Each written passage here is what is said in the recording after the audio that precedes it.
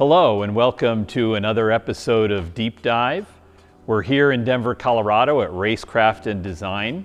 My name is George, and today we're going to talk specifically about this Hayman SR3, which is a USRRC car from 1966.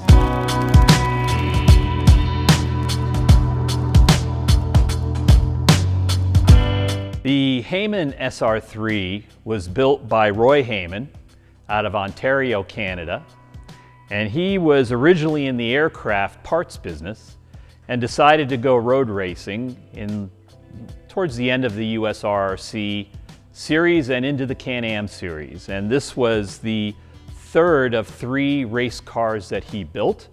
What's really noteworthy about this car is that in the mid-60s, virtually all race cars were tube frame cars. And this one, however, is a full aluminum monocoque. Begun in 65, 66, that was a very unusual and very rare direction to take. And Roy Hayman did it with all of his aircraft knowledge. And so when you look at the way this tub is built and designed, it has all the DNA of a typical aircraft constructor on it. The switch work is out of aircraft and helicopters, and the design is certainly rather unorthodox for what you saw back in that day. So this really was a transition car, not only in its technology, but also in the era of the coming Can-Am series. You know, the early Can-Am series had very little in the way of big factory, big dollar involvement. Many cars were one-off and privateer designed cars, and this was one of those as well. In Canada, this was sponsored by Diamond Cheese, and originally had some livery that in the stitch work and so on of the seats that reflected that. But later on it began to look like a lot of other Can-Am cars with putting a little more meat, a little more tire under the fenders, and went through different iterations of motors. This car now has I believe a 357 thereabouts in it, and runs a transaxle, a ZF transaxle out of the GT40 behind the engine. And so this is not the fastest car in a vintage Can-Am group because the technology's changed so fast that this really was obsoleted performance-wise pretty quickly in its day.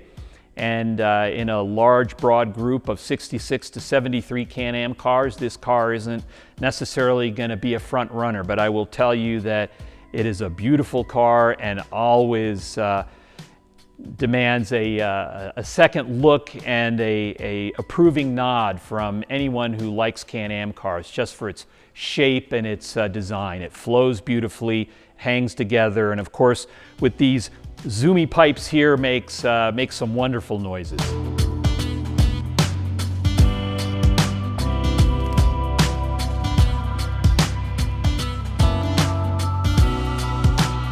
So let me now walk you through a couple more of the really kind of interesting details about this car. If you come over here and look at the fender well in the front, you can see what clearly is a maple leaf. Again, Roy, being a very patriotic Canadian, decided that the best way to ventilate this wheel well for some aerodynamic improvement was to get out his drill and go ahead and emulate this maple leaf and put his H for Hayman right into the center of it. And when I asked him why he did that, he said, well, I just got creative, and you know, in Ontario we have very long, cold winters, and I needed to do something a little more artsy as I was building this car. So you'll see the maple leaf motif everywhere, both in the front, and if we close the rear deck, the ventilation perforations there also show these 2 big maple leaves, one on either side. So that really makes it a lot of fun. He also talked about these uprights here for the mirrors that he hand formed and machined out of solid aluminum pieces. Obviously these are kind of stylistic luxuries you'd never see on a modern day purpose-built only race car. So there was a lot of love put into this kind of vehicle. But you know, he also built this with real limitations in his budget.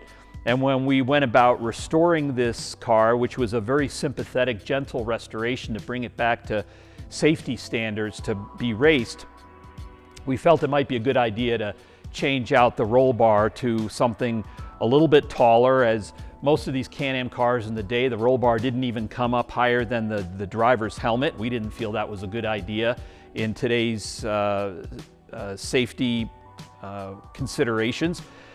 And so when we took the old roll bar out and wanted to remodel it, we realized that that roll bar had been made out of individual sections of tubing and butt welded together, and that this actually was exhaust pipe tubing. So there was very little consideration in the day for safety. And of course, we didn't use any exhaust pipe. No exhausts were harmed in the making of this roll bar. This turned out to be a nice piece of 4130 chromoly, nice and strong.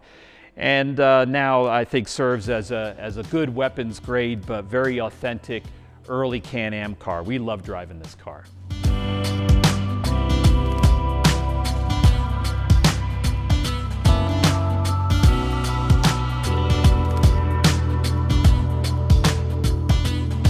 Now that we've talked a little bit about the Hayman SR3 and these wonderful zoomy pipes and small block Chevy motor, I think it's about time that you got a little more of a feel and really hear what this car sounds like, what the driver hears with this motor 6 inches behind his or her head in full sense around. So turn up the volume.